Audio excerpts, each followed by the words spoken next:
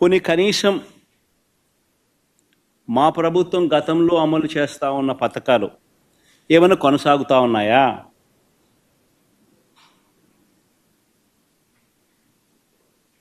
Super 6 లేదు, super 7 లేదు.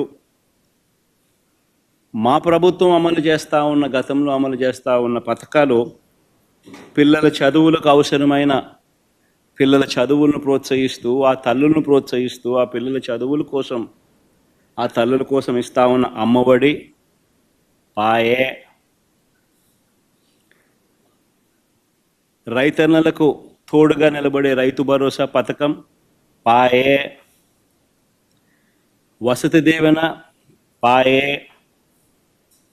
విద్యా దీవెన అరకొర, చేయూత లేదు, ఆసరా లేదు, 0 వడ్డీ, ఆరోగ్యశ్రీ పూర్తిగా కూడా యగనామమే, వాహనమిత్ర, నేతన్న నేస్తం, మత్స్యకార భరోసా, కాపు నేస్తం, ఈబీసీ నేస్తం, చేదోడు, తోడు, లానేస్తం, అన్నీ గతంలో ఉన్న పథకాలన్నీ కూడా పాయే. పిల్లలకు ట్యాబులు ఇచ్చే కార్యక్రమం కూడా పాయే. మరి నేను అడుగుతా ఉన్నా, 1,45,000 కోట్ల రూపాయల అప్పులు చేసినవి, చేయబోతున్నవి ఎవరి జేబీలోకి పోతా ఉన్నాయి?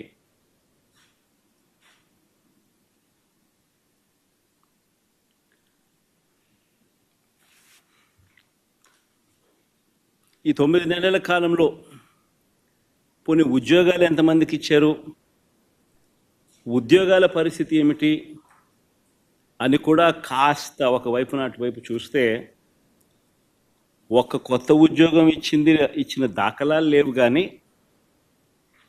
ఊడగొట్టిన ఉద్యోగాలు మాత్రం ఏకంగా 2,60,000 ఉద్యోగాలు, వాలంటీర్ల ఉద్యోగాలు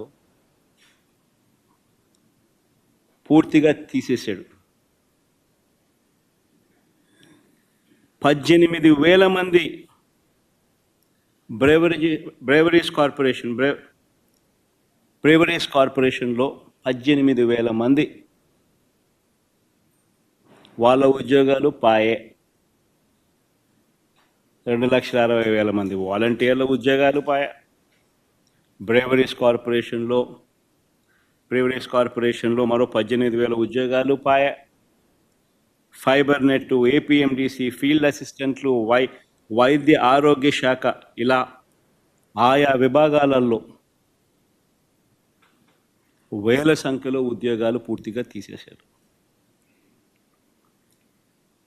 ఇవన్నీ ఒక ఎత్తున గ్రామ వార్డు సచివాలయాలలో సైతం పనిచేస్తూ ఉన్న ఉద్యోగస్తులను కూడా,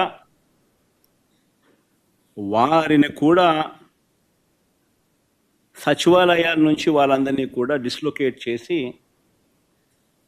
గవర్నమెంట్ రంగంలో మిగతా డిపార్ట్మెంట్లలో ఎక్కడైనా వేకెన్సీస్ ఉంటే అక్కడ వాళ్ళని సరిదేసే కార్యక్రమం మొదలెట్టాడు.